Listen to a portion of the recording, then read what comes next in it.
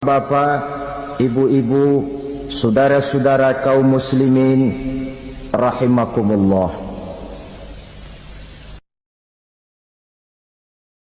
Di dalam kehidupan kita sebagai seorang muslim, minimal 5 kali dalam sehari semalam kita mendengar seruan untuk mendirikan solat yang disebut azan. Ada kalimat menarik di dalam kalimat azan itu, yakni seruan hayya 'alal falah, marilah menuju kepada keberuntungan, marilah meraih kemenangan. Seruan ini adalah kecenderungan dari setiap manusia, apapun warna kulitnya. Artinya, setiap orang dalam hidup selalu ingin meraih dan mencari kemenangan. Kemenangan akan melahirkan kepuasan batin, dan kepuasan batin memberikan kebahagiaan. Sedangkan kekalahan melahirkan penderitaan batin, dan penderitaan batin menjerumuskan seseorang di dalam berbagai bentuk kerugian. Jikalau inilah seruan azan, maka masalahnya ialah apa yang menyebabkan kita meraih kemenangan. Al-Quranul Karim memberikan tuntunan dan ajaran kepada kita bahwa orang-orang yang memperoleh kemenangan itu tidak lain adalah orang-orang yang bertakwa. Hanyalah mereka yang bertakwa kepada Allah Subhanahu wa ta'ala pada akhirnya akan tampil sebagai pemenang. Lalu siapa orang yang bertakwa itu? Dijelaskan dalam awal-awal Al-Baqarah, orang yang bertakwa yang akan meraih kemenangan. Pertama, allazina yu'minuna bil ghaib, yaitu orang-orang yang beriman kepada yang gaib.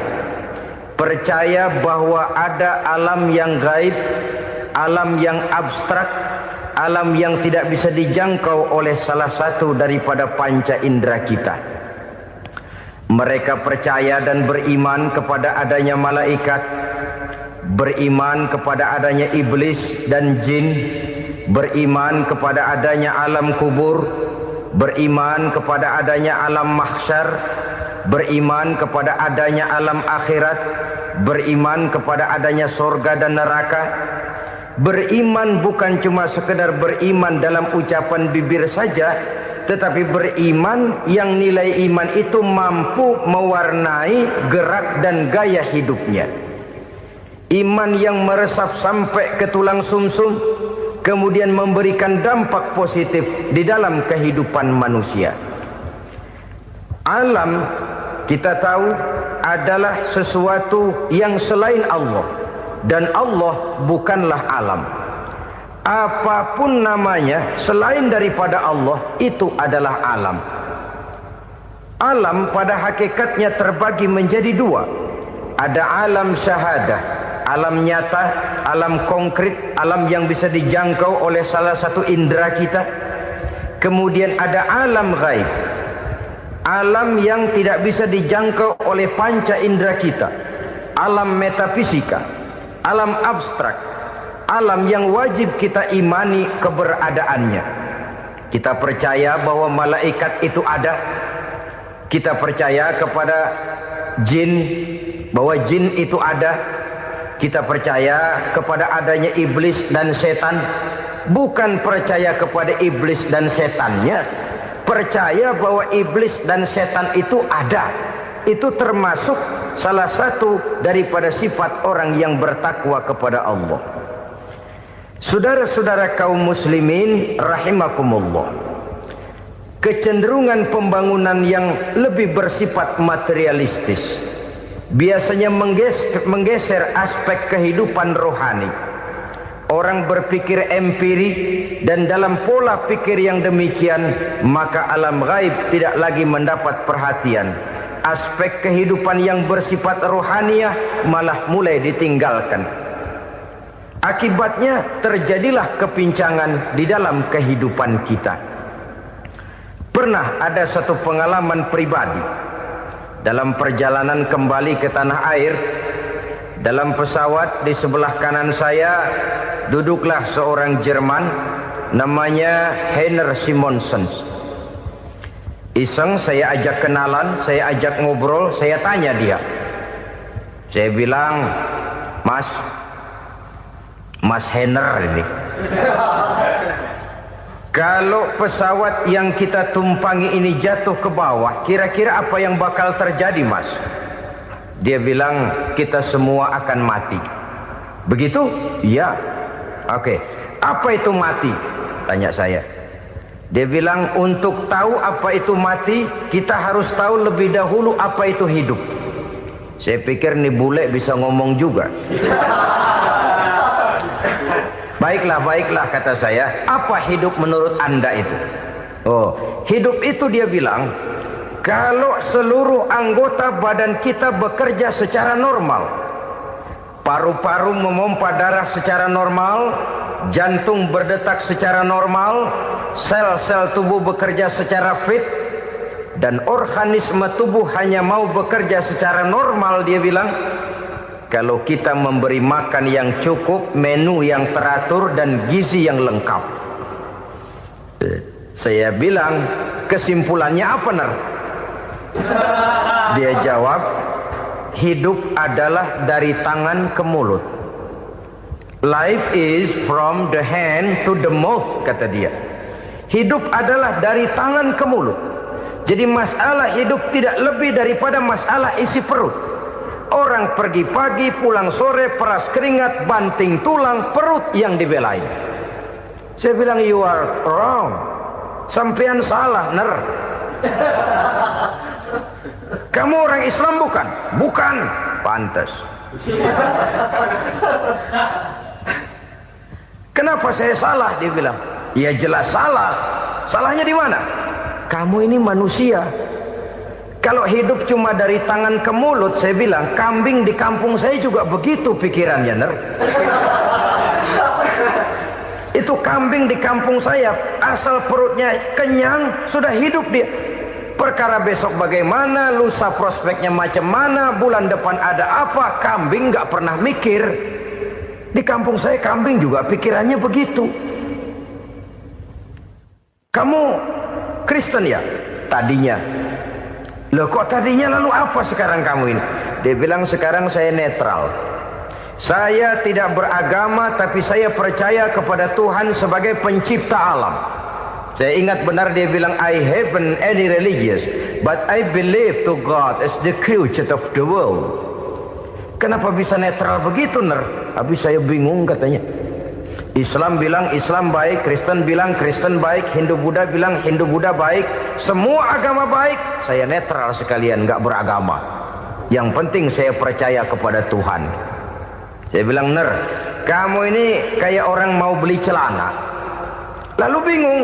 Yang satu bilang Levi's bagus, yang satu bilang Blue Jean hebat, yang satu bilang Wool England hebat. Celana ini hebat, celana itu bagus, celana ini hebat. Semua celana bagus, kamu bingung. Akhirnya netral, tidak pakai celana. Itu juga salah. Saya pikir-pikir, kemudian saya melihat bahwa dua pola berpikir Heiner ini nampaknya sudah mulai menggejala di lingkungan masyarakat bangsa kita. Disadari atau tidak, secara jujur kita harus berkata, dua pola pemikiran Heiner ini mulai berkembang di tengah masyarakat bangsa kita. Pertama, pola pikir materialisme. Hidup adalah dari tangan ke mulut. Masalah hidup tidak lebih masalah isi perut. Itu yang perlu dibela, dan disitulah arti kehidupan. Pergi pagi, pulang sore, peras keringat, banting tulang untuk mempertahankan perut. Kalau sudah kemari cara orang berpikir, maka buat apa percaya kepada yang gaib? Untuk apa sholat? Untuk apa puasa? Untuk apa zakat? Untuk apa menghadiri majelis taklim? Tanpa kepercayaan kepada yang gaib, hidup berjalan menurut alur empiris dan materialis. Kalau sudah ke sana cara orang berpikir, biasanya orang lalu cenderung menghalalkan segala cara. Hanyalah orang yang percaya bahwa akhirat ada, hanyalah orang yang percaya bahwa alam kubur itu ada, hanyalah orang yang percaya bahwa malaikat itu ada, hidupnya akan lebih terarah dan terkendali. Karena kepercayaan kepada yang gaib, yang merupakan fase daripada kehidupan setelah hidup yang sekarang ini, mewarnai gerak pribadi seseorang di dalam dia melakukan kegiatan hidupnya.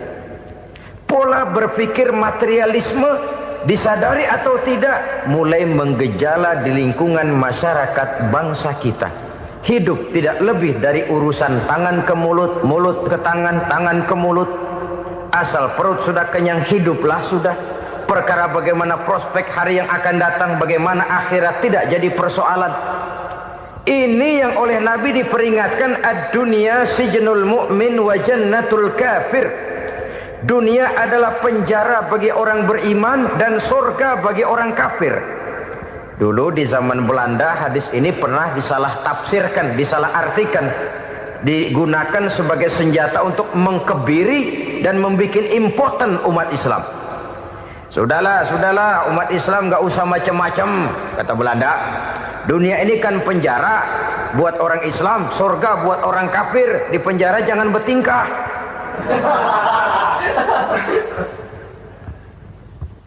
Pengertiannya tidak begitu. Dunia adalah penjara bagi orang mukmin. Artinya dalam kehidupan dunia seorang mukmin tidak bebas memperturutkan hawa nafsunya. Di penjara hawa nafsunya itu. Sebaliknya surga bagi orang-orang kafir. Buat orang kafir, surgalah dunia ini. Mereka bebas memperturutkan hawa nafsunya. Dilarang tidak terlarang, dicegah pun tidak tercegah. Mereka hidup menurut alur bisikan nafsu mereka sendiri. Kemudian bila ajal datang, maut merenggut nyawa, selesailah surganya sampai di situ. Maka bagi orang-orang yang tidak percaya kepada adanya akhirat, kepada adanya alam gaib, surganya sebatas umurnya. Sekali lagi, surganya sebatas umurnya. Bila umur selesai, ajal pun datang merenggut nyawa, selesailah sudah surganya sampai di situ. Alangkah pendeknya perjalanan orang-orang yang tidak percaya kepada alam gaib ini. Bagi kita mukmin, jikalau kita mampu memenjarakan hawa nafsu, kita bisa bahagia di dunia ini. Dan Islam memang tidak menyuruh kita sengsara di dunia. Raih dunia, kejar dunia, gapai dunia sebagai alat untuk mencapai kebahagiaan di akhirat nanti. Hidup adalah satu perjalanan panjang yang terbentang sejak kita terlahir dari alam rahim sampai kepada alam akhirat nanti. Andai kata kita gagal meraih kebahagiaan di dunia, toh kita masih punya akhirat. Tapi jangan jadi dalil yang melemahkan semangat. Biarin dah kita di dunia kebelangsak, yang penting akhirat. Akhirnya dunia benar-benar kebelangsak. Bagaimana dunia ini bisa kita raih, dan bagaimana meraih dunia untuk menunjang kepentingan akhirat nanti. Yang kedua, dari pikiran Heiner yang saya lihat menggejala di lingkungan masyarakat bangsa kita, timbulnya manusia-manusia netral. Seolah-olah Tuhan yes, agama no. Sama Tuhan percaya, agama ogah. Tuhan ngangguk, giliran agama godeng. Padahal hampir dalam setiap ayat dalam Quran, kata-kata amanu biasanya bergandeng dengan wa amilus sholihat. Iman dan amal soleh. Ini sebagai isyarat Tuhan dan agama jangan pernah dipisah-pisah. Apabila kita bertuhan, maka kita harus beragama. Apabila kita beragama, maka agama itu harus bersumberkan dari Tuhan yang kita imani itu. Tidak mungkin kita pisah, Tuhan yes, agama no. Sama Tuhan percaya tapi agama bikin sendiri. Sembayangnya cukup bengong 2 jam madep mulon.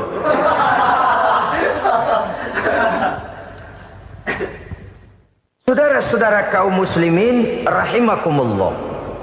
Jadi dengan demikian, agama yang kita akui merupakan unsur mutlak di dalam pembangunan sekarang ini, merupakan bagian dari kehidupan yang menuntun kita bahwa di balik alam nyata ini, di balik alam syahadah ini ada alam gaib. Dan mudabbir, murabbi yang mengatur, yang menguasai, yang memelihara, baik dia alam nyata, baik dia alam gaib, tidak lain adalah Allah Subhanahu wa ta'ala. Di sana ada satu super power, satu maha kekuatan yang kita perlu bersandar kepadanya. Sebagai makhluk nyata yang hidup di alam nyata, berbuatlah secara nyata sebagaimana harusnya kita berbuat. Karena Islam jelas bukan agamanya orang pemalas.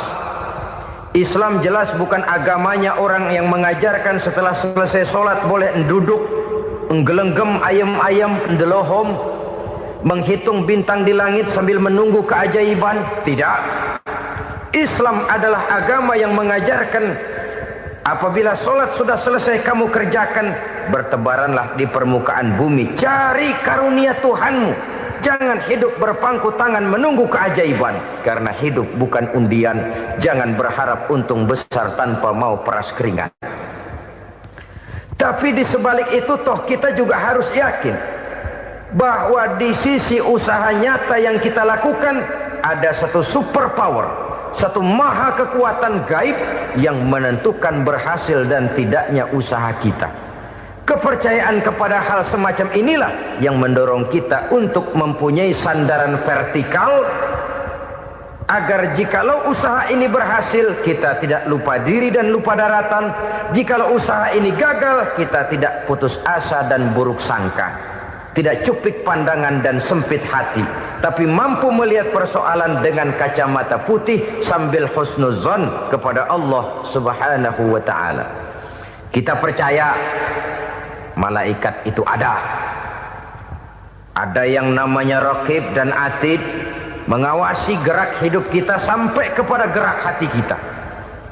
Ini memberikan sugesti agar kita berhati-hati. Tidak sejengkal tanah pun kita bisa berlindung dari pengawasan Raqib dan Atid. Ada Munkar Nakir yang akan menyoal kita di alam kubur. Ada malaikat Malik, penjaga neraka. Ada malaikat Ridwan yang menjaga surga. Kita percaya kepada adanya jin, kita percaya kepada adanya setan, iblis. Percaya kepada adanya, bukan mempercayai si setan, si iblis lalu menjadikannya sebagai teman. Tidak.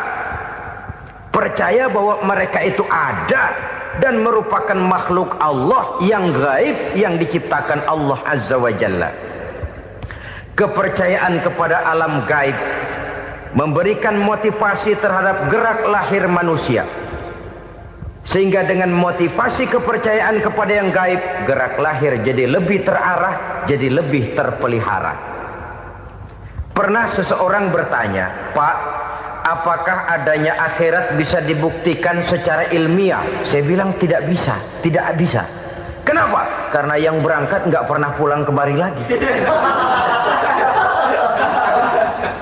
Kalau dia pulang kemari bisa kita tanya bagaimana enak di sono. Cuma secara moral saya katakan, lebih beruntung orang yang percaya kepada akhirat daripada yang tidak. Sekarang saudara percaya akhirat ada, lalu saudara baik-baik di dunia, sholat, puasa, zakat, menolong orang lain, menebarkan kebajikan. Saudara mati, andai kata akhirat tidak ada, toh dalam hidup saudara sudah berbuat baik. Paling tidak nama saudara akan dikenang sebagai orang baik. Sebaliknya, saudara percaya, kata saya, bahwa akhirat tidak ada, lalu hidup semau-maunya, tenggelam dalam maksiat dan munkarat, menentang Allah, tidak mau ruku dan sujud. Lalu saudara mati, kemudian akhirat ada. Ayo, mau apa? Bekal tidak punya. Jadi secara moral lebih beruntung orang yang percaya kepada adanya akhirat daripada yang tidak percaya. Dan itu alam gaib yang tidak bisa dibuktikan secara eksat. Jangankan untuk membuktikan seperti itu, dalam kehidupan sehari-hari saja yang kita rasakan tidak selalu berbentuk toh. Angin, bagaimana sih bentuknya angin? Kita tidak tahu. Merah, buktinya kalau dikerok merah.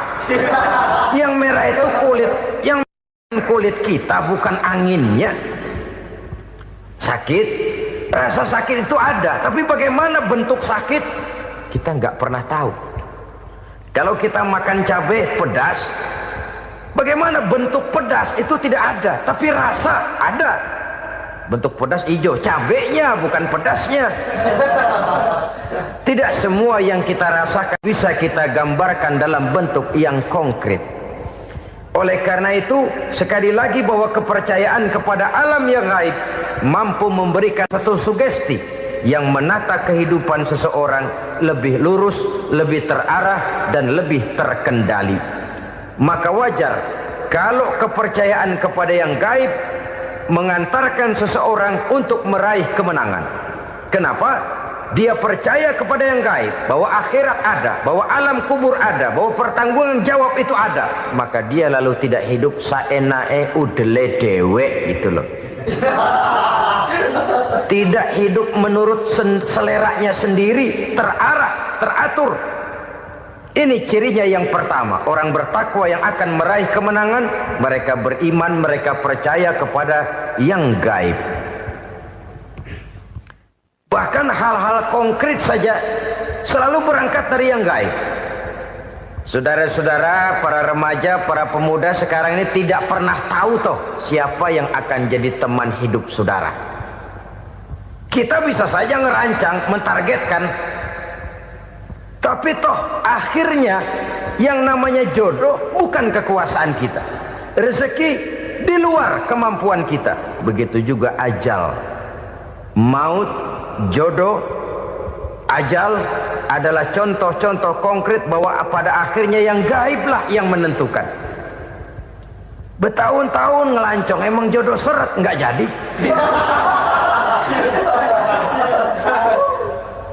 Begitu kenal baru setengah malam nginep ditangkap hansip kan.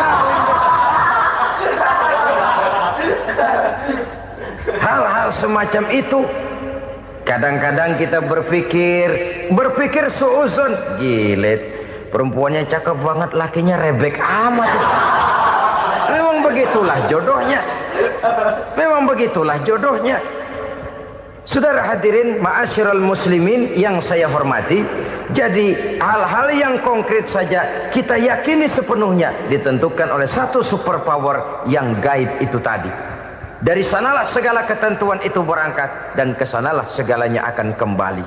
Maka kepercayaan kepada yang gaib meluruskan gerak hidup seseorang dan itu akan mengantarkan dia kepada meraih kemenangan. Satu. Yang kedua, wa yuqimuna shalah. Orang bertakwa yang akan meraih kemenangan itu adalah orang-orang yang mendirikan sholat. Kenapa sholat mengantarkan orang untuk meraih kemenangan? Yang jelas, inna sholata tanha anil fahsya'i wal munkar. Sholat mampu mencegah manusia dari perbuatan keji dan munkar. Banyak filsafat hidup yang terkandung di dalam sholat ini. Sejak kita wudhu sampai kita menghadap ke arah kiblat, sampai kita melakukan gerak-gerak sholat, bacaan-bacaan yang ada di dalam sholat, lalu sampai kepada mengucapkan salam. Banyak filsafat hidup yang terkandung di dalam sholat. Umpamanya saja, setelah takbiratul ihram mulai kita dengan sholat dalam posisi berdiri, diajarkan dalam kitab-kitab fikih agar kita melihat ke arah tempat sujud. Ini kan filsafat kehidupan. Kalau kamu sholat dalam posisi berdiri, lihat tempat sujud. Jangan sholat mata jelalatan, sebab nanti bisa mengurangi kekhusyuan. Jadi wajar kalau yang dikatakan bahwa yang paling afdol adalah shaf yang di depan. Kenapa? Secara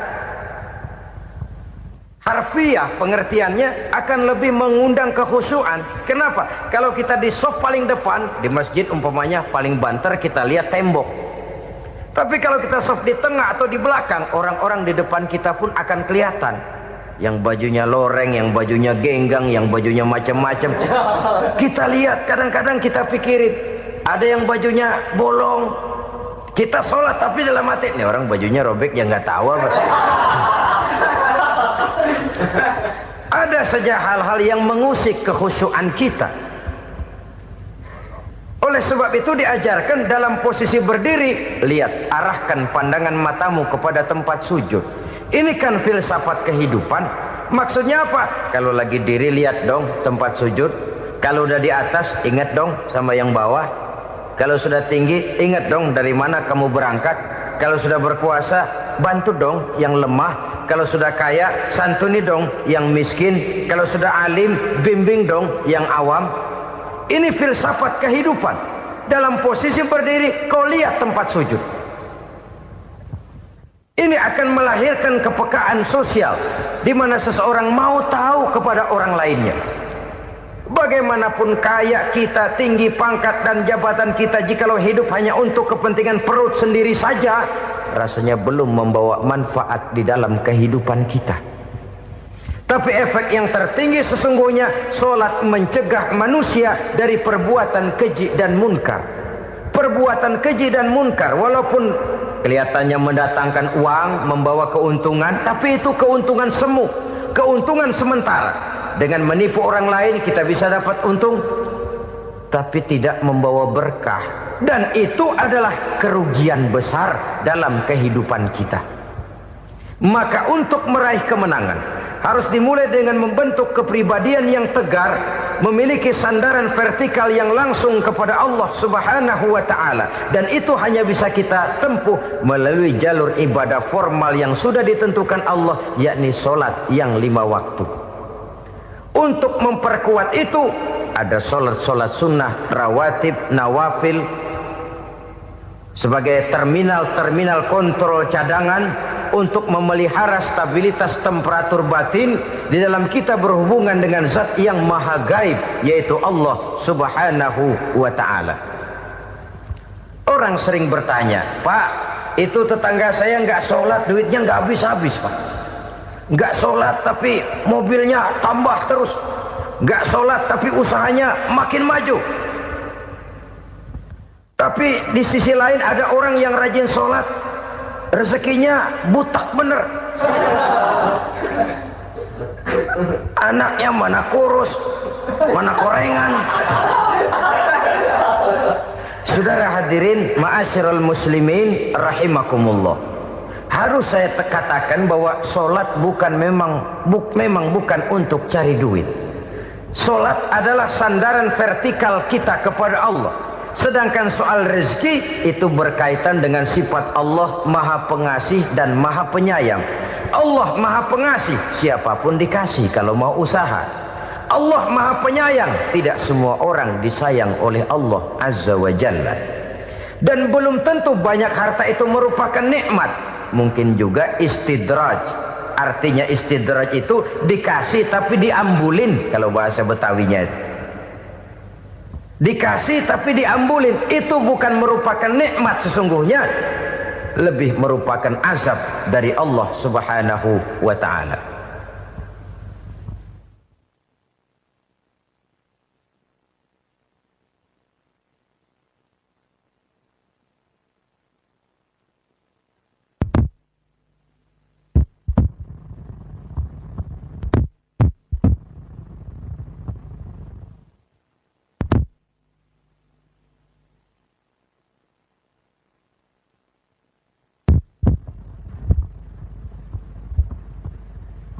Agama mempunyai sistem solat, dan kita umat Islam telah dituntun oleh Allah Subhanahu wa ta'ala yang wajibnya 5 kali dalam sehari semalam mendirikan solat, dan itu tentu berada dalam jangkauan kemampuan manusia. Pada awalnya barangkali kita memang merasa solat itu satu kewajiban, tapi semakin kita hayati makna, manfaat dan filsafat yang terkandung di dalam ajaran solat, semakin sampai kita kepada keyakinan bahwa solat adalah keperluan kita. Sehingga pada waktu tertentu dinilai puncaknya, kita tidak lagi akan berkata saya wajib solat, tapi kita akan berkata saya perlu solat. Kalau kita sudah merasakan itu adalah keperluan kita, nah di sanalah kita baru akan merasakan ruginya kalau hal itu tidak kita laksanakan. Sepanjang kita masih berkata saya wajib sholat, kita akan lebih merasakan dia sebagai beban ketimbang sebagai keperluan. Yang jelas Allah tidak memerlukan ibadah yang kita laksanakan ini. Dengan kata lain, andai kata satu dunia penuh ini orang tidak ada yang sholat satu pun, Allah tidak akan turun dari jabatan Tuhan. Jangan lalu berpikir kalau kita ngambek se-RW kagak sembahyang Tuhan tekor kali ini ya. Tentu tidak. Itu perlunya kita, bukan perlunya Allah. Dan pada induknya kita akan berkata, saya perlu agama.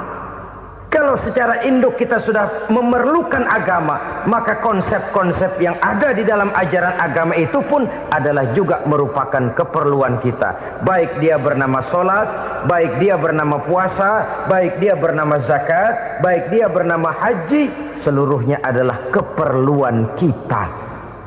Dan sesuatu yang kita perlukan apabila tidak kita laksanakan akan melahirkan kerugian di dalam kehidupan. Jangan heran kalau kita membaca riwayat perjalanan hidup para salafus soleh, orang-orang soleh. Ada yang tahajud sampai 100 rakaat, ada yang sholat malam kakinya sampai bengkak. Kita sekalinya bengkak biri-biri. Ada yang sholat membaca surah dalam Al-Quran sampai khotam Quran. Kok mau? Mereka sudah merasakan itu keperluan. Itu saja soalnya. Satu saat pun jikalau kita merasa bahwa itu keperluan saya, kita pun akan melaksanakan seperti itu. Keperluan saya dalam kehidupan. Inilah yang kedua. Yang ketiga, orang bertakwa yang akan meraih kemenangan itu, wa mimma razaqnahum yunfikun. Mereka membelanjakan sebagian daripada rezeki yang diberikan Allah kepada mereka. Mereka infakkan di jalan Allah.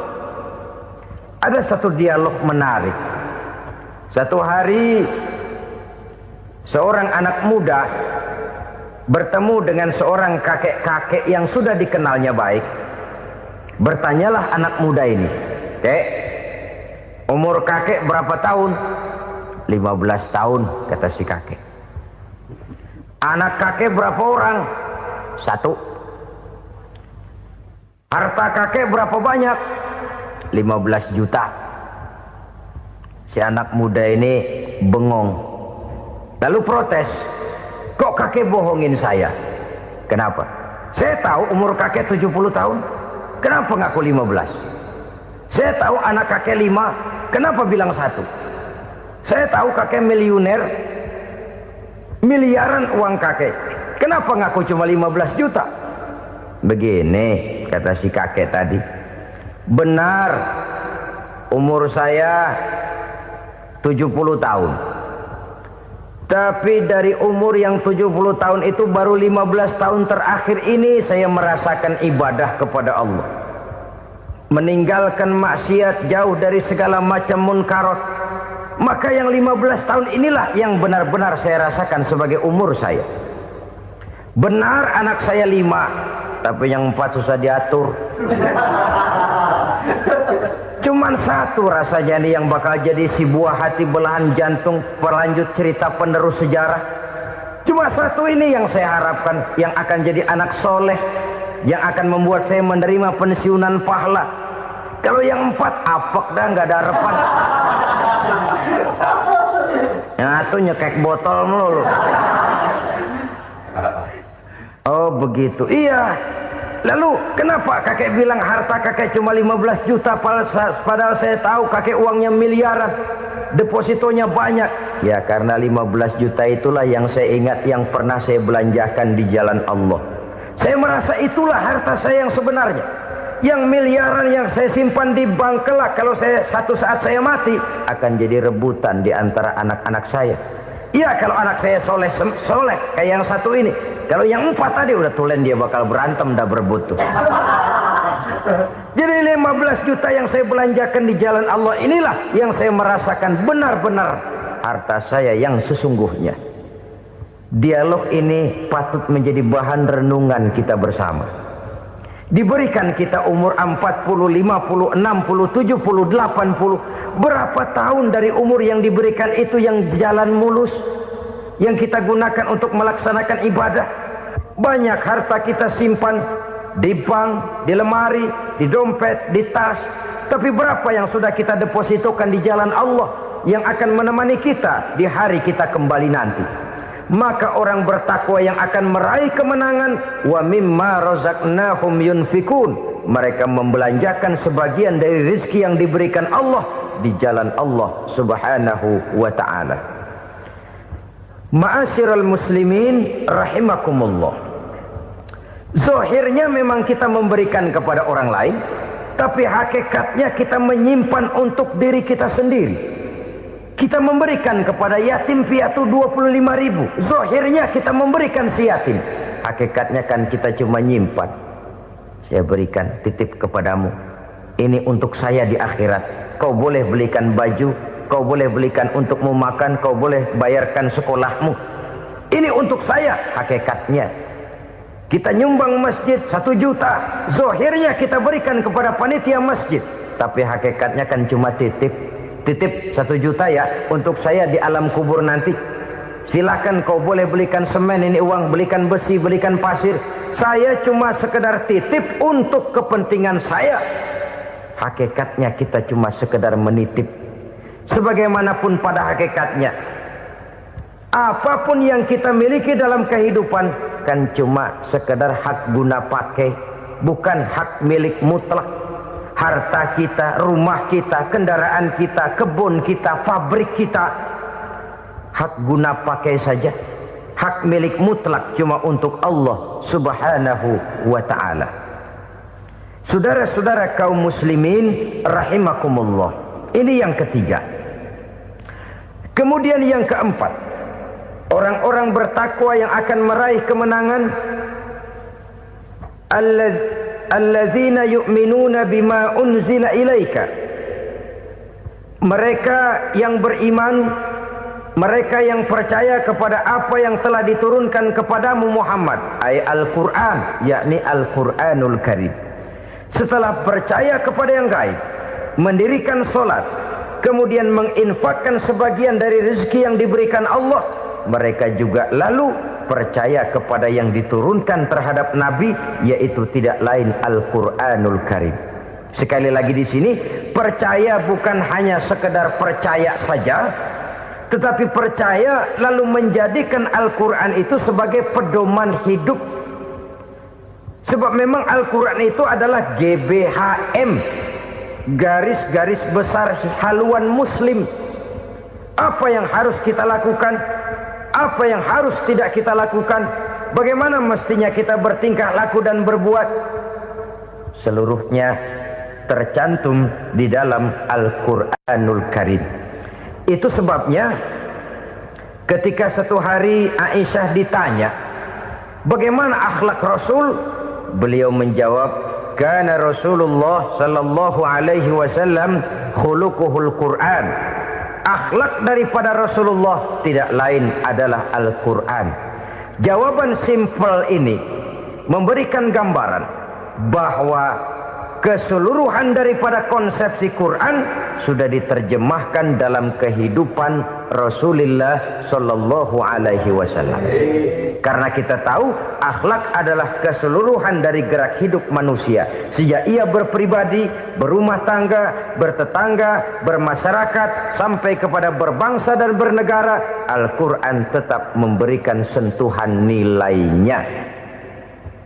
Oleh karenanya, orang-orang yang bertakwa adalah orang-orang yang menjadikan Al-Quran sebagai pedoman dalam kehidupannya. Dan kita yakini Al-Quran diturunkan kepada Nabi Muhammad bukan merupakan produk Nabi Muhammad. Isi dan redaksinya langsung dari Allah Subhanahu wa ta'ala.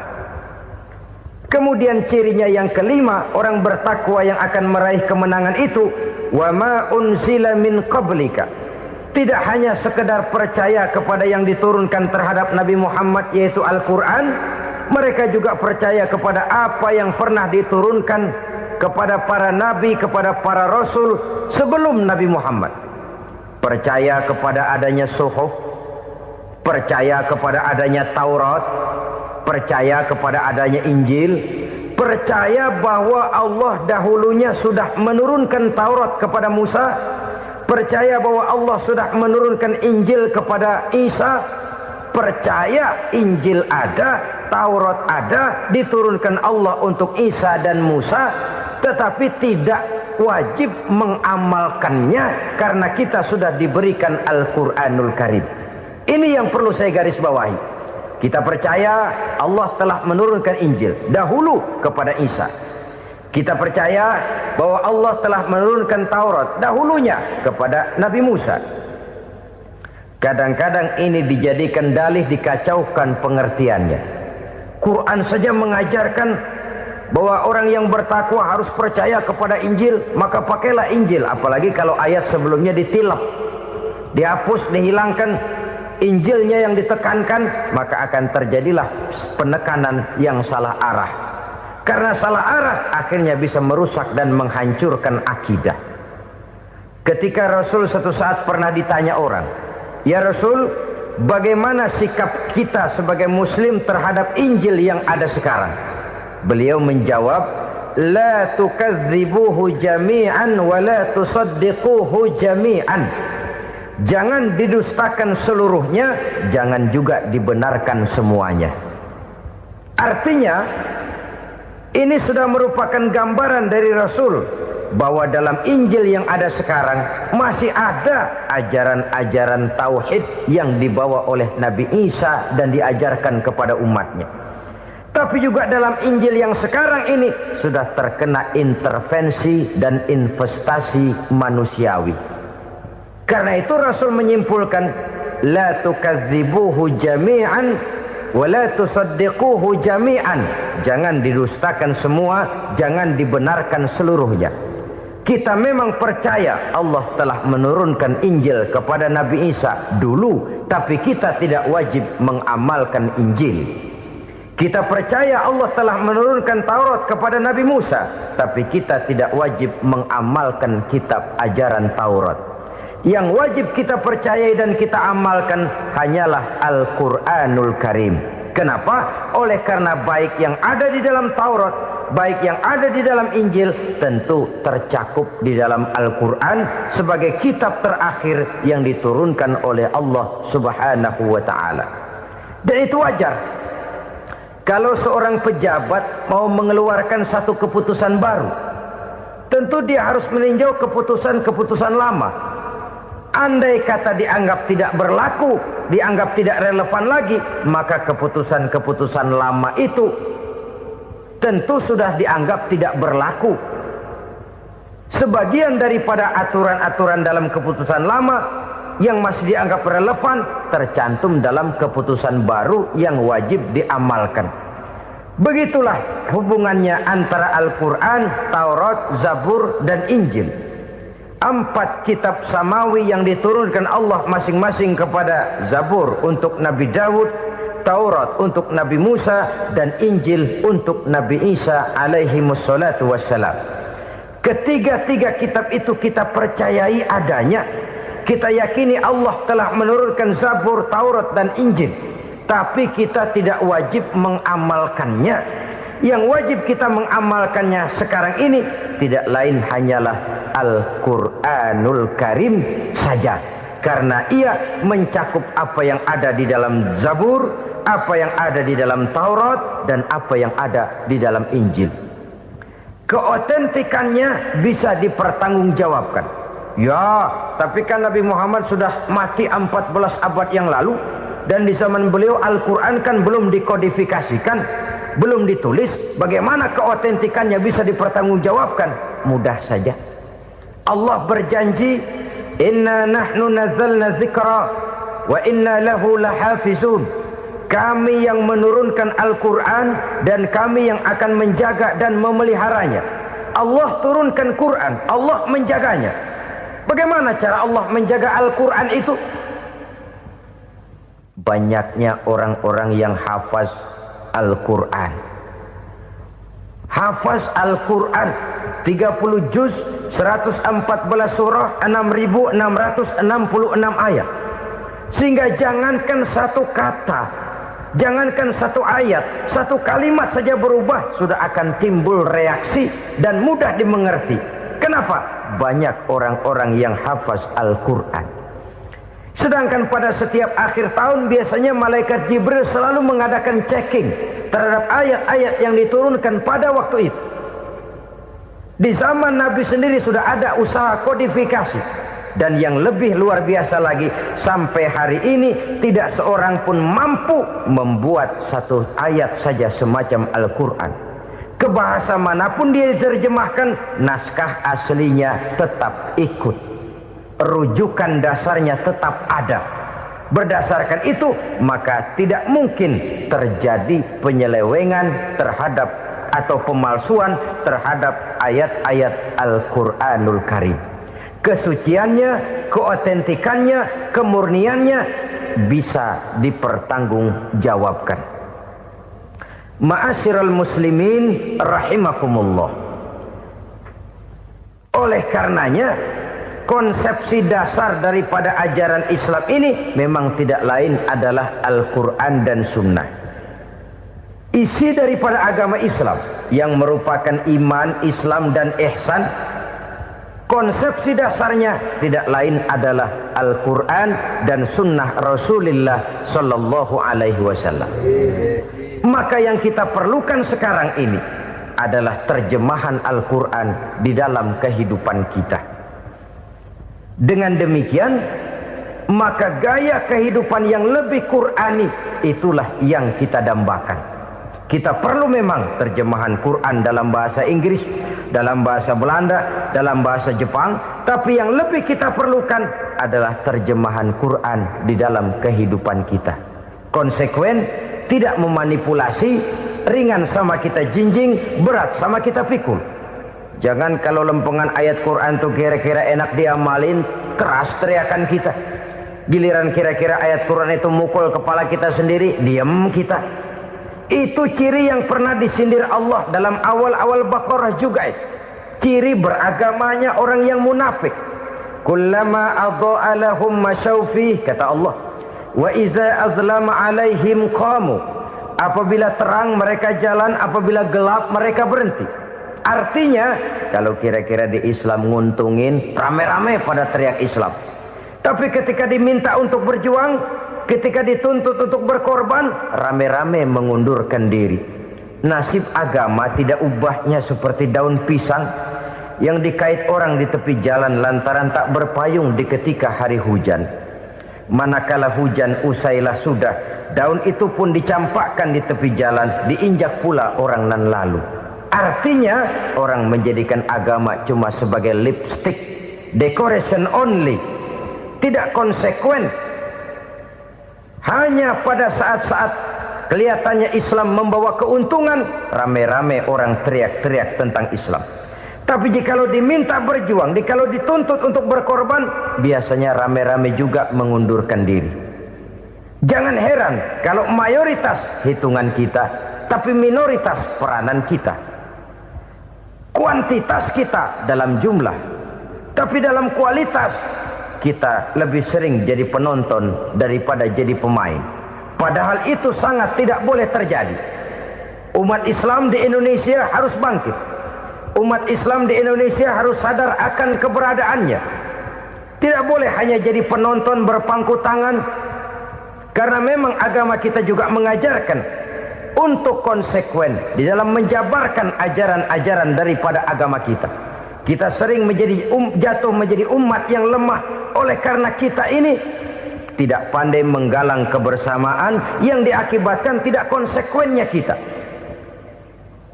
Diistilahkan bahwa umat Islam di dalam menggalang kebersamaannya itu harus seperti orang main sepak bola. Saudara-saudara kan tahu orang main sepak bola itu. Orang main sepak bola, kalau pertandingan belum dimulai sih silakan saja kumpul di luar lapangan, atur strategi yang baik. Tapi kalau pertandingan sudah dimulai, turun ke lapangan hijau, jangan kumpul terus. Ada sepak bola gotong royong, mundur-mundur rame-rame, depan ke depan kumpul melulu mainnya. Kalah. Orang main sepak bola itu ya harus ada penyerang tengah, harus ada penjaga gawang, harus ada strikernya, harus ada kiri luarnya, kanan dalamnya yang jadi backnya. Posisi boleh bermacam-macam, tapi yang penting saling ngoper untuk menggolkan gawang lawan. Begitulah umat Islam ini. Boleh ada yang jadi pejabat, boleh ada yang jadi pengusaha, boleh ada yang jadi petani, silakan ada yang jadi seniman, ada yang jadi penyair, ada yang jadi artis sekalipun. Tapi kalau sudah berhasil menguasai bola, jangan lupa operannya. Operan itu yang langka. Kita ini muslim kadang-kadang kalau sudah memegang menguasai bola, kalau belum mau mampus, belum mau ngoper. Nanti kalau sudah nggak punya bola, baru mau ngoper. Kalau sudah dengar-dengar mau dekat pensiun, baru mau jihad, baru mau berjuang, baru mau ngurus pesantren. Tanda tangan sudah tidak laku, memo sudah tidak dihargai, baru mau berjuang. Kemarin kemana mas? Kita tidak pandai memanfaatkan posisi. Dengan kata lain, kalau kembali kepada persoalan kita, konsekuensi kita terhadap agama yang kita anut ini belum ideal. Kita masih lebih sering berislam ini pada saat-saat yang menurut perhitungan kita membawa keuntungan. Tapi kalau diminta berjuang, dituntut berkorban, yang itu pun hakikatnya adalah untuk kepentingan kita juga. Allah tidak pernah menuntut kita untuk jihad bagi kepentingan Allah, itu tidak. Berjuang menegakkan agama Allah, apakah untuk kepentingan Allah? Tidak. Untuk kepentingan kita. Sebab nilai-nilai jihad itu pada akhirnya akan membawa kita kepada suatu kebahagiaan. Setidaknya kalau tidak di dunia, tentu di akhirat sebagai syahid. Oleh karena itu, pada bagian akhir ini saya ingin mengajak, marilah kita konsekuen. Sekali kita berkitabkan Al-Quranul Karim, mari dia kita jadikan pedoman. Jangan cuma kita jadikan sebagai penghias dinding, pelengkap rumah, bahwa di rumah kita ada Al-Quran, tapi yang baca kecoa. Habis pada bolong tuh Quran. Yang penting kan punya Quran. Ditaruh di pintu rumah. Biar apa? Biar kuntilanak kagak masuk katanya. Ya apa itu nasib Quran, cuma kerjanya jaga pintu, ngusir kuntilanak, ngusir memedi. Bagaimana kita hidup menurut tuntunan Al-Quran? Kadang-kadang tidak pernah menjadi masalah bagi kita. Maka bagaimanakah Al-Quran akan mungkin membawa keberkahan dalam hidup kalau ajarannya kita injak-injak dalam keseharian kita? Mewujudkan gaya hidup yang lebih Qurani, itulah yang akan kita rintis di dalam kehidupan kita. Bertahap, step by step, menurut kemampuan yang ada pada kita. Jika jalan ini tidak bisa kita selesaikan, percayalah akan ada generasi penerus yang akan melanjutkan usaha dan cita-cita mulia itu. Jadi percaya kepada Taurat, percaya kepada Injil, sekadar percaya Allah dahulunya sudah menurunkan itu. Tapi kita tidak wajib mengamalkannya. Kenapa? Generasi Injil masa berlakunya sudah kedaluarsa. Taurat masa berlakunya sudah kedaluarsa. Injil pernah berlaku untuk orang Nasrani di zaman Nabi Isa. Taurat pernah berlaku untuk orang Yahudi di zaman Nabi Musa. Setelah generasinya berlalu, datang Rasul penutup yang membawa Al-Quranul Karim. Maka Al-Quran itulah yang berlaku menjadi pedoman sampai hari akhir nanti. Jangan jauh dari Al-Quran, karena apabila ini kita lakukan, maka kita akan kembali kepada satu gaya hidup yang jauh dari tuntunan agama, dan itu artinya kita akan semakin jauh untuk meraih kemenangan. Saudara-saudara kaum muslimin rahimakumullah. Yang keenam, yang terakhir, orang-orang bertakwa yang akan meraih kemenangan itu wabil akhirati hum yuqinun. Mereka percaya, mereka yakin seyakin-yakinnya akan adanya hari akhir, di mana seseorang akan mempertanggungjawabkan seluruh perbuatannya di dalam hidup ini. Dan tidak ada satu perbuatan yang bagaimana kecilnya sekalipun yang tersembunyi dalam pandangan manusia yang tidak akan dibukakan persoalannya di mahkamah Qadi Rabbul Jalil di akhirat nanti. Itulah sebabnya maka percaya kepada akhirat disebut secara khusus. Padahal di awal tadi sudah dijelaskan yu'minuna bil ghaib, percaya kepada alam gaib, dan alam gaib ini termasuk akhirat. Kenapa pada bagian akhir disebut lagi akhirat?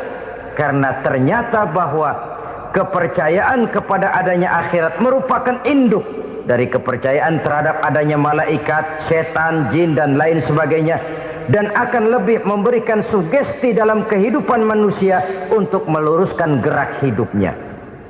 Jikalau satu saat tergerak hati akan berbuat kejahatan, ingin mencuri, sadarlah, awas ada akhirat. Sebab kalau kita cuma teriak awas ada polisi, itu cuma tertunda sementara, begitu polisi meleng embat. Kalau kita ingin berbuat jahat cuma berteriak awas ada hansip, cuma sementara ke hansip itu ada. Tapi kalau ceritanya awas ada akhirat, mau menyeleweng awas ada akhirat, mau berjudi awas ada akhirat, mau mencuri awas ada akhirat. Keyakinan yang akan meluruskan gerak hidup manusia sehingga gerak itu jadi lebih terarah dan terkontrol, tidak merugikan baik diri sendiri, lebih-lebih orang lain. Ternyata bahwa kepercayaan kepadanya adanya hari akhirat sanggup menjadi sumber daya kontrol dari kehidupan manusia, sehingga ia tidak terjebak dalam perbuatan maksiat dan munkarat. Saudara-saudara kaum muslimin, inilah saja yang kita bicarakan pada pertemuan kali ini. Semoga Allah subhanahu wa ta'ala memberikan kekuatan zahir dan batin kepada kita untuk dapat meraih kemenangan dengan beriman kepada yang gaib, mendirikan solat, membelanjakan sebagian dari rezeki yang diberikan Allah, percaya kepada Al-Quran, beriman kepada kitab-kitab yang diturunkan sebelum Al-Quran, lalu meyakini adanya hari akhir. 7 macam perkara yang merusak akidah dan keimanan, merusak amal perbuatan yang sudah kita kerjakan, merusak sendi-sendi kehidupan sosial, pendek kata merusak segala hal di dalam kehidupan kita. Jauhilah olehmu 7 macam perkara yang merusak. Yang pertama, asyirku billah, menyekutukan Allah subhanahu wa ta'ala. Agama dimulai dari keyakinan, maka kehancuran agama selalu dimulai dari kehancuran keyakinan, iman atau akidah yang dimiliki oleh seseorang. Dan untuk menghancurkan nilai-nilai iman yang kita miliki ini, orang rasanya tidak akan menghantam kita dengan peluru kendali, orang tidak akan mengirimkan nuklir ke sini, orang tidak juga akan mengirimkan satuan militernya ke sini. Untuk menghancurkan nilai-nilai iman, dibanjiri kita dengan paham-paham yang merusak dan mendangkalkan akidah, baik ia bernama materialisme, baik ia bernama sekularisme, baik ia bernama banjirnya maksiat dan munkarat, baik ia bernama banjirnya peradaban dan kebudayaan yang menghancurkan moral daripada anak-anak kita, sedikit demi sedikit melenturkan dan melunturkan nilai-nilai keimanan kita, untuk kemudian pada waktunya nilai iman itu akan bertukar dan berganti menjadi nilai syirik kepada Allah subhanahu wa ta'ala. Atau pada sisi lain, menjadikan yang selain Allah sebagai tujuan akhir daripada kehidupan kita. Sedangkan kita sama-sama maklum bahwa di dalam pandangan agama Islam, dosa yang tidak berampun, dosa yang terbesar, termasuk dalam kategori bapak moyangnya dosa, tidak lain adalah syirik, yakni menyekutukan Allah subhanahu wa ta'ala. Pola penghancuran iman ini memang berstrategi, Ditawarkan kita kepada paham materialisme, paham kebendaan, di mana otak menempati urutan sebagai ranking pertama, Tuhan jatuh pada urutan kedua. Lalu menyusul kepada paham sekularisme, Allah dipisahkan dari seluruh kegiatan hidup ini, untuk pada gilirannya menjadikan yang selain Allah sebagai tujuan akhir daripada seluruh kegiatan hidup kita. Oleh karenanya, kewajiban menjaga nilai-nilai iman ini merupakan kewajiban yang mulia tetapi berat, tidak hanya untuk kita, tetapi juga bagaimana mewariskannya kepada anak-anak kita, generasi yang akan datang. Orang-orang tua bijaksana yang diceritakan di dalam Al-Quran, kalau sudah berpikir tentang anak-anaknya, pertanyaan yang paling mereka risaukan ialah, ma ta'buduna min ba'di. Anakku, kalau pada satu saat aku, ayahmu sudah tidak ada lagi di dunia ini, meninggalkan kamu semua, ma ta'buduna min ba'di, apa yang akan kamu sembah nak? Jikalau sekarang ayahmu masih mau ke masjid, masih mau melakukan rukuk dan sujud, masih beribadah menyembah Allah Subhanahu wa ta'ala, kalau orang tuamu sudah tidak ada, ma ta'buduna min ba'di, masihkah engkau mau datang ke masjid? Masihkah engkau mau rukuk dan sujud? Masihkah engkau mau menyembah Allah Subhanahu wa ta'ala?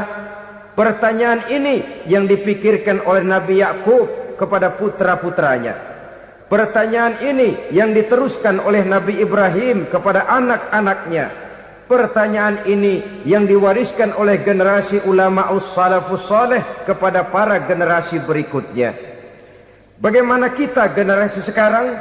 Kita orang-orang tua sekarang bukan berfikir ma ta'buduna min ba'di, malah yang kita fikirkan ma ta'kuluna min ba'di. Kalau bapak tidak ada nanti kamu makan apa nak? Perkara kamu nyembah apa, urusan nomor 18. Yang penting kamu nanti hidup bisa makan nak. Maka kita sibuk mewariskan harta kepada anak-anak kita. Kita sibuk mewariskan kebun dan tanah kepada anak-anak kita. Kita sibuk mewariskan pabrik kepada anak-anak kita, sementara kita lupa mewariskan intan yang paling mahal, mewariskan mutiara yang paling berharga, yaitu nilai iman kepada Allah Subhanahu wa ta'ala. Alangkah baiknya apabila warisan harta, warisan tanah dan kebun, warisan rumah dan pabrik didasari lebih dahulu dengan mewariskan nilai iman kepada Allah Subhanahu wa ta'ala. Sebagai orang-orang tua, kita boleh bersedih kalau anak kita tidak mengerti komputer. Kita boleh bersedih kalau anak kita tidak mengerti matematika. Kita boleh bersedih kalau anak kita tidak mengerti bahasa Inggris. Tapi sewajarnya lebih bersedihlah kita orang tua jikalau mempunyai anak yang tidak kenal Allah sebagai Tuhannya, yang kemudian tidak mau rukuk dan sujud kepada Allah Tuhannya. Itulah kemalangan yang paling malang bila kita meninggalkan generasi yang tidak bertauhid kepada Allah Subhanahu wa ta'ala. Betapapun anak kita tidak ngerti komputer, saudara, paling-paling kerugiannya cuma kerugian dunia. Masuk dia ke alam barzakh, munkar nakir tidak akan sempat tanya kau belajar komputer apa tidak. Kumpul dia di padang mahsyar, malaikat juga tidak akan tanya matematikamu nilainya berapa. Yang ditanya kau kenal Allah, kau rukuk dan sujud kepadanya, kau pernah datang ke masjid. Oleh karena itu sekali lagi, menjaga nilai iman tidak hanya untuk kita, tetapi juga mewariskannya kepada anak-anak kita, generasi yang akan datang. Sungguh kemalangan yang paling besar apabila kita meninggalkan anak-anak kita. Mereka kita tinggalkan lemah ekonominya, itu tidak baik.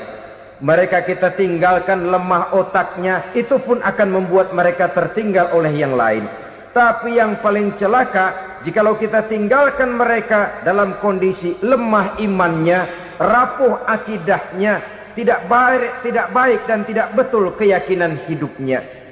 Oleh karena itu Nabi berpesan, jauhilah 7 perkara yang merusak. Yang pertama, syirik kepada Allah Subhanahu wa ta'ala, menyekutukan Allah baik dalam ucapan, dalam keyakinan ataupun dalam perbuatan. Ini perkara pertama yang termasuk 7 perusak besar di dalam kehidupan.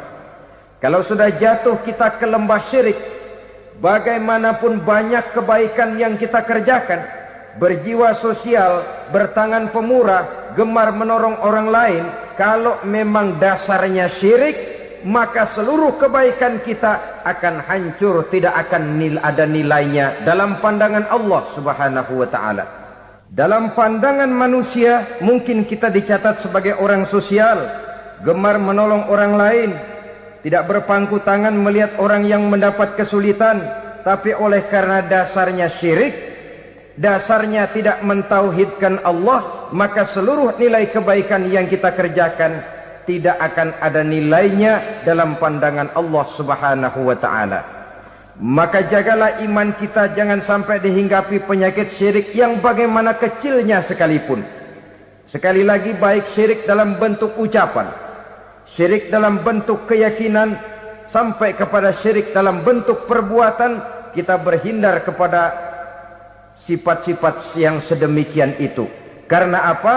Dalam satu ayat Quran Allah Subhanahu wa ta'ala menjelaskan, innallaha la yaghfiru ayyushraka bih wa yaghfiru ma duna dzalika liman yasha. Allah tidak akan memberi ampun kepada orang-orang yang menyekutukannya, tapi Allah masih mau memberikan ampun kepada dosa-dosa yang selain itu bagi orang-orang yang dikehendakinya. Dosa selain syirik, apabila kita bertaubat, Allah masih mau mengampuni. Tapi kalau sudah jatuh ke tempat syirik, itu sudah dosa yang tidak berampun. Taubatnya tidak lain melepas syirik, kembali kepada tauhid, berkeyakinan bahwa hanya ada Allah Subhanahu wa ta'ala, Tuhan satu-satunya, yang lam yalid walam yulad walam yakul lahu kufuwan ahad. Tidak beranak, tidak pula diperanakkan, dan tidak satupun yang dapat menyerupai Tuhan Allah Subhanahu wa ta'ala. Saudara-saudara kaum muslimin rahimakumullah, bahwa kita di zaman sekarang memang tidak menyembah berhala, ya. Bahwa kita tidak berterang-terangan mengatakan Tuhan lebih dari satu, memang. Bahwa kita tidak berkeyakinan Tuhan itu punya anak atau diperanakkan, tentu. Tapi dalam perbuatan dan i'tiqad, kita kadang-kadang jatuh tanpa kita sadari ke tempat yang bernama syirik ini.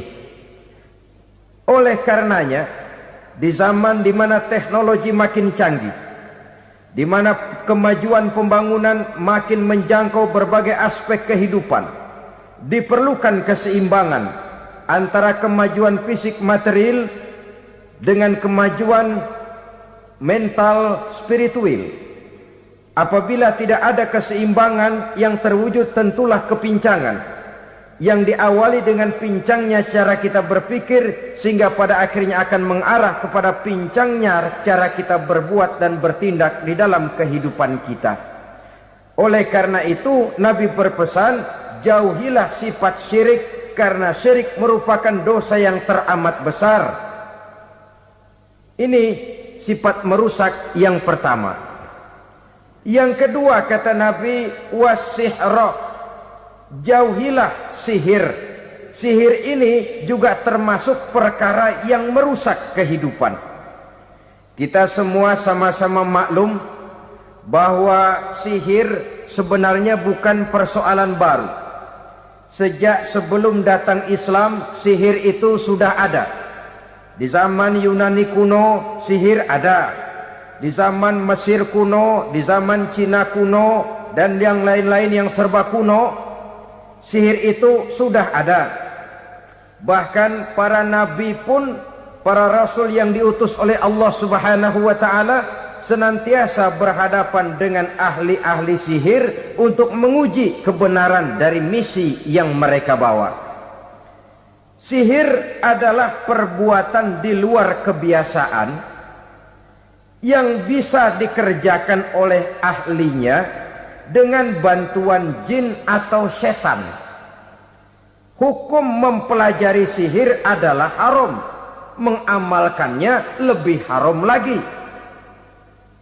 Sebab itu saudara-saudara, sihir merupakan perbuatan merusak yang harus kita jauhi.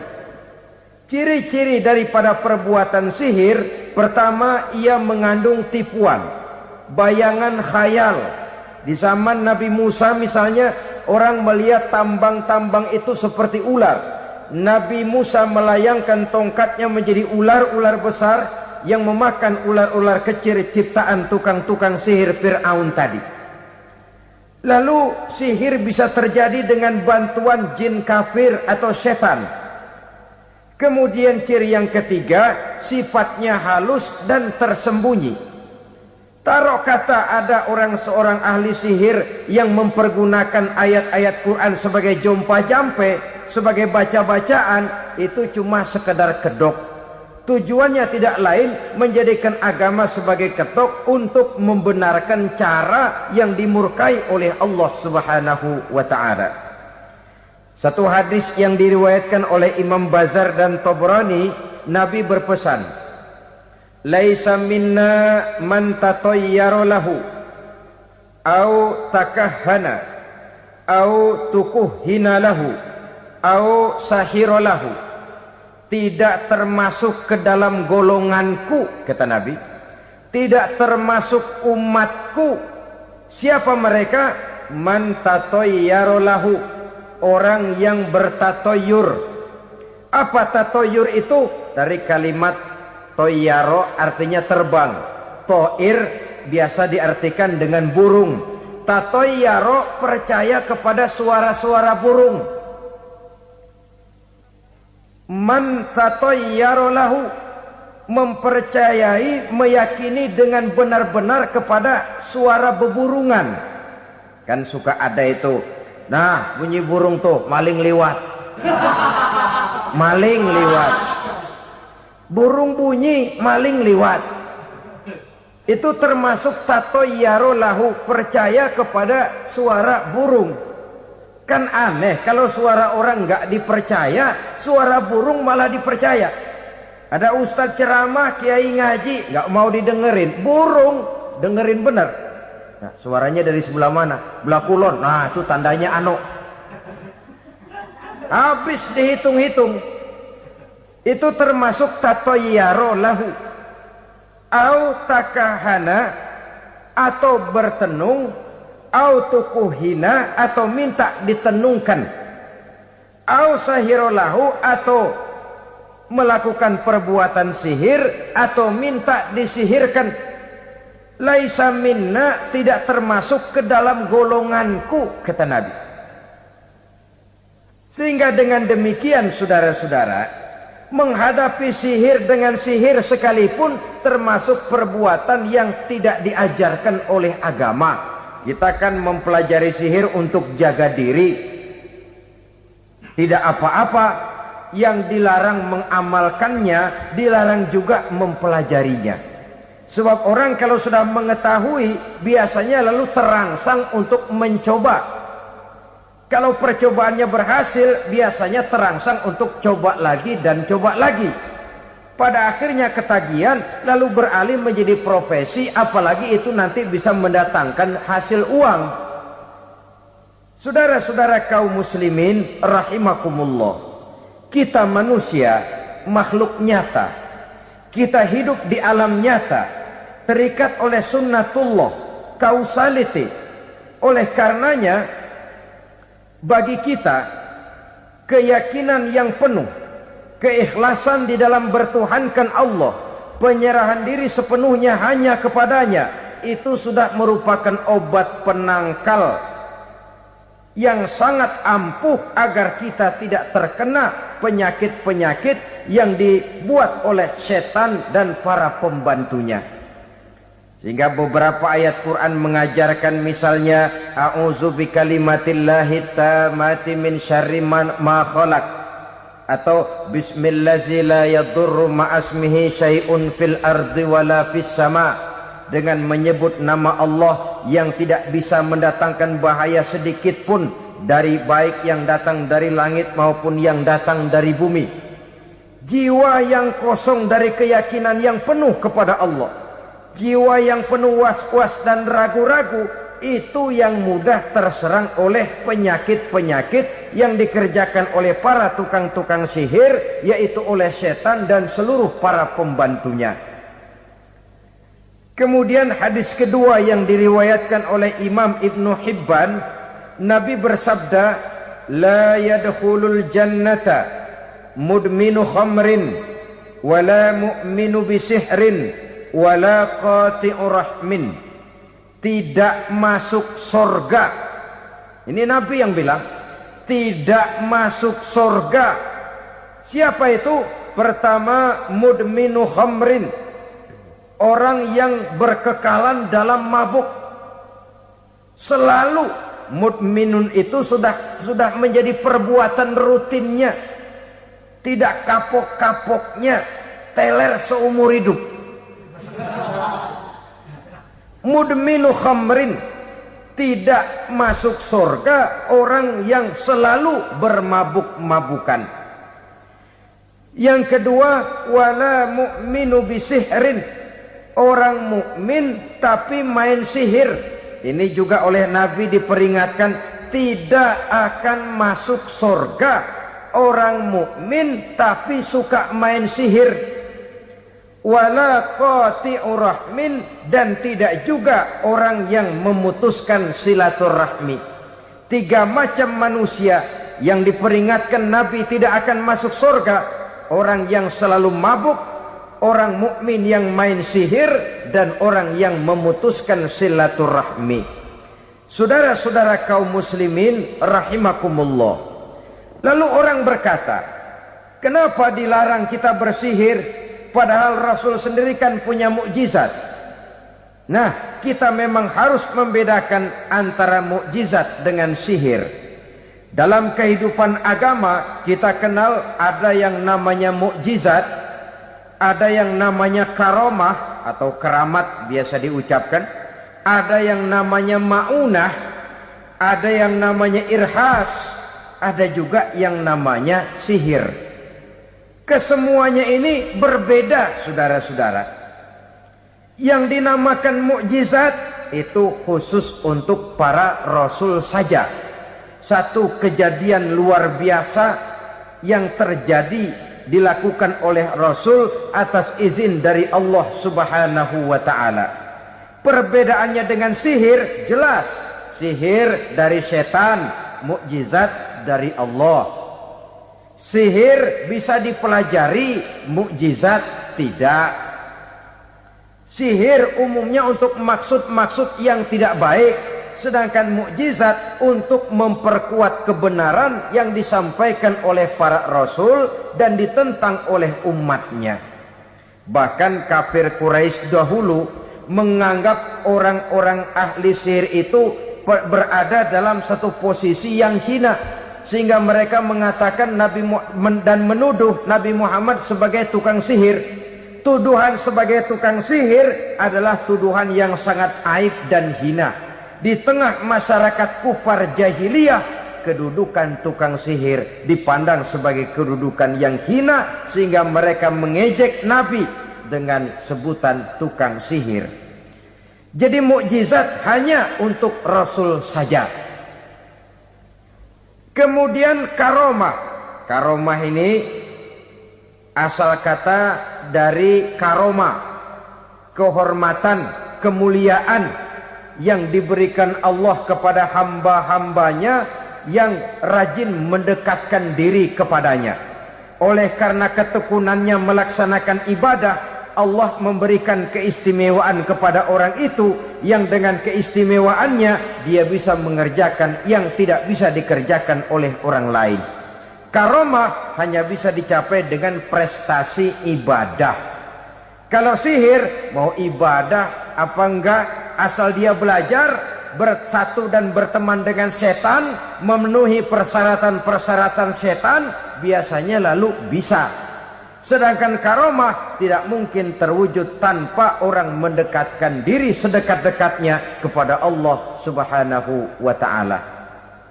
Maka kita lihat biasanya orang-orang yang punya ilmu sihir, mukanya rata-rata nggak enak dilihat.